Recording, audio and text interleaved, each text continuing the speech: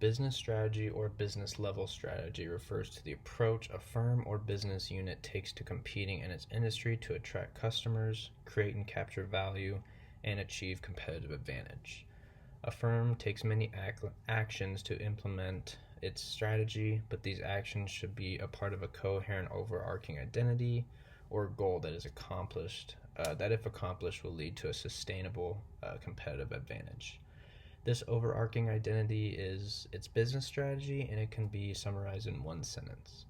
To analyze a firm's business strategy requires interpreting all of the firm's key strategic decisions and identifying the overarching identity they correspond to. Michael Porter analyzed dozens of firms across dozens of industries and distilled business strategies into three generic strategies: differentiation, cost leadership, and focus. Proper analysis of a firm's business strategy is insufficient without tying their actions to one of Porter's generic strategies or a combination thereof. In contrast with business strategy, corporate strategy cannot be summarized in one sentence. Cost leadership, differentiation, and focus are business strategies. They are not corporate strategies. A popular buzzword or phrase is that a firm pursues a growth strategy. This is essentially trying to sound smart without providing real substance. All corporate strategy is about growth.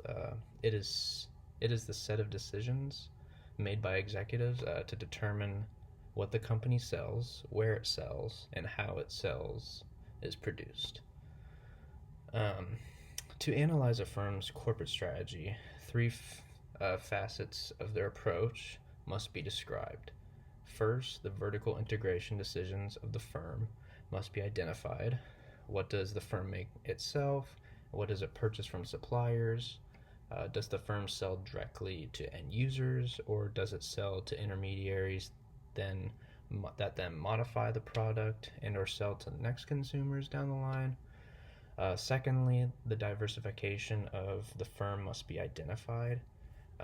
How many different products or services does the firm sell? How different are these products or services from each other? For example, a firm that sells many different models of a car is less diversified than a firm that sells cars and boats, which is less diversified than a firm that sells shoes and chemical supplies and frozen food. Note that the items on a restaurant menu or the shelves of a retail store do not indicate diversification. These are service businesses who provide the service of preparing and selling food or purchasing wholesale goods, putting them on the shelves and selling them to consumers. In addition to the product market diversification described above, the diversification of the firm's corporate organization must be discussed. Does the firm receive close to all of its revenue from a single business unit? Does the firm have one main business unit, but also a few smaller units that also provide a notable share of its revenue? Does the firm have many businesses units that share core competencies? Does the firm have units that have no competencies with each other? The organization of the firm must be discussed, including subsidiaries, alliances, and finally, the firm's geographic scope must be identified. This is the most straightforward of the three aspects of corporate strategy. Understanding and analyzing business and corporate strategy are key skills that executive and entrepreneurs must possess if they want to maximize the success of their companies. Thank you.